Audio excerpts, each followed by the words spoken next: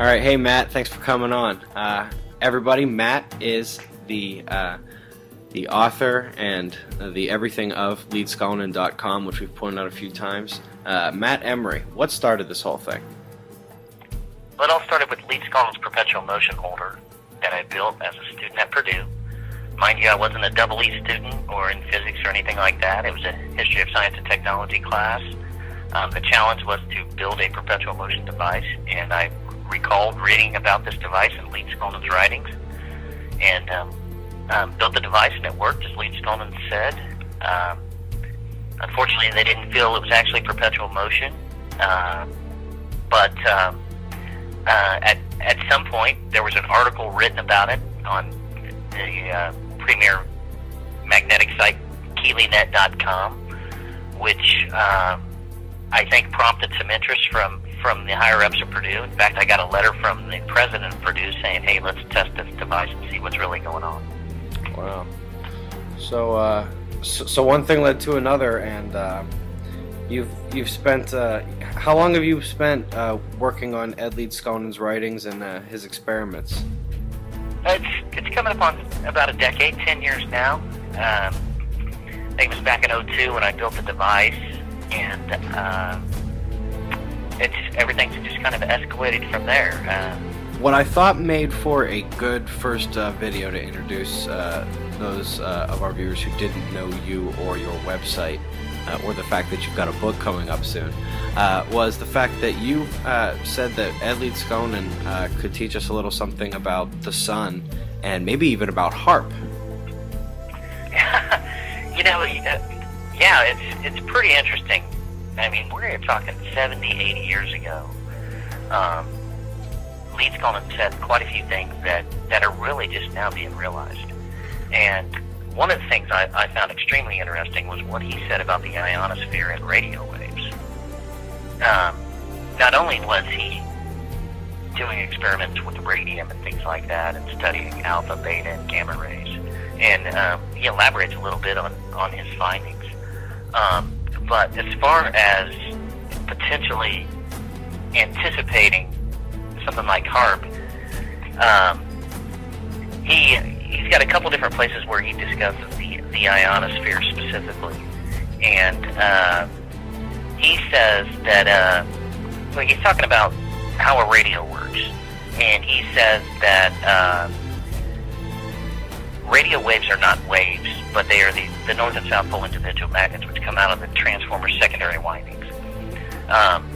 He says one half goes up into the air and the other half into the ground in increasing and decreasing numbers. And then he says the numbers are regulated by a transmit tube and the speed is regulated by voltage. And it's this increasing and decreasing numbers that cause the receiver's antenna to generate a tiny current, and then, of course, the amplification process starts to reproduce the original broadcast. That's a mouthful. But he basically says that the magnets are not running up to the ionosphere and down again, but they're running horizontally until they lost. And this is where it kind of seems like in every little sentence you've got to kind of pick apart just to see what he's getting at. And there's lots of little semi-prophetic statements all throughout his writings, but this is the one where I think he kind of is anticipating something like Haarp. But he says that those magnets which go up to the ionosphere never come back as radio to the receiver. They only cause the ionosphere's magnets to come back to the Earth's radar waves. And then radar. So, like, yeah, the Haarp rings that we see on the radar screen. That same kind of wave that you're talking about, right? Exactly. In his prior statement, he says radio waves don't go up to the ionosphere. They travel horizontally until they basically just fade out when they're up in the air. So after he makes that statement, he says, hey, the radio waves that go up to the ionosphere, and so there's a difference there. If they're traveling horizontally, why would they go up to the ionosphere and back again? So to me, it sounds more like Haarp than it does a radio broadcast.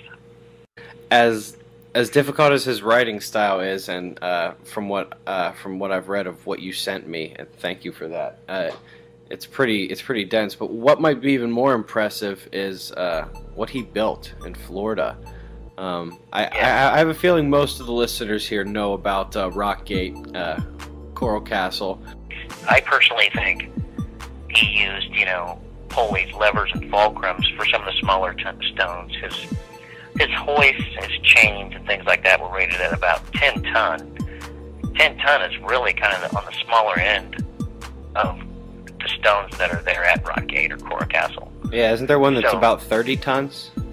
Yeah, there's a couple that are around 30 tons, maybe even more. The telescope is at about 30 tons. It's actually reported to be 16 feet into the ground, and then it's about 30-some feet high. Wow. And it's humongous. His Crescent of the East, as some folks call it, is 30 tons. And when you stand next to this thing, it's unfathomable how this guy was able to erect this thing, or even quarry it, let alone put it in place.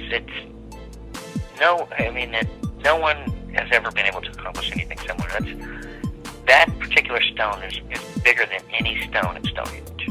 Wow. So it's just gigantic, and to do that at night, which there's a lot of evidence in his writings that indicate certain reasons why he may have worked at night. One has, if we go back to talking about radio, is that during the day, he says, since the radio waves are traveling horizontally, the sunlight affects them, and that's why you get better reception at night with radio waves than you do during the day. Because their effect, he said, at night you only get rays from other suns, cosmic rays, and those kinds of things. Well, and that's another thing. Every time there is a solar flare above, or an M class or above, there's technically some kind of radio blackout announced by NOAA. That makes absolute total sense. I have one last question for you, Matt, for this round, and that's if people were going to check out your website and really start to get into this, some real curious minds, what experiment would you suggest people try first? There's a lot of stuff on the web now about gridline theory, from ancient aliens to gridline theory and ley lines. It's really fascinating, the possibility that the Earth's encompassed with this geometric gridline system. And I can tell you from Leach Coleman's experiments, he has a few that basically prove it. And he says that, and it's really easy to make. You just make a 3-foot compass or a hanging compass, and it's easy enough to do. The instructions are in his writings, which are available on my website.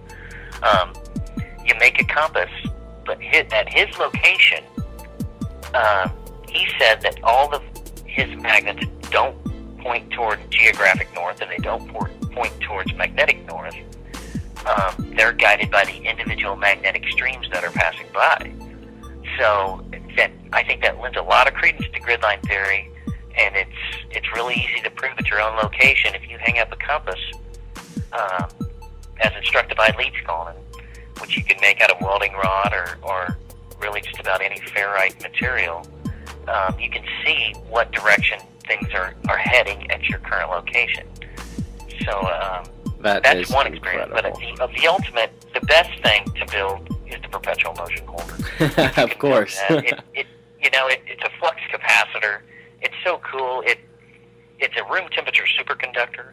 It demonstrates the atom, the earth, a transformer, a generator, a holder of perpetual motion. It's like a mini. When you break the orbit of the perpetual motion holder, it's like splitting the atom. You get a huge electromagnetic pulse when you break that orbit. It's extremely cool.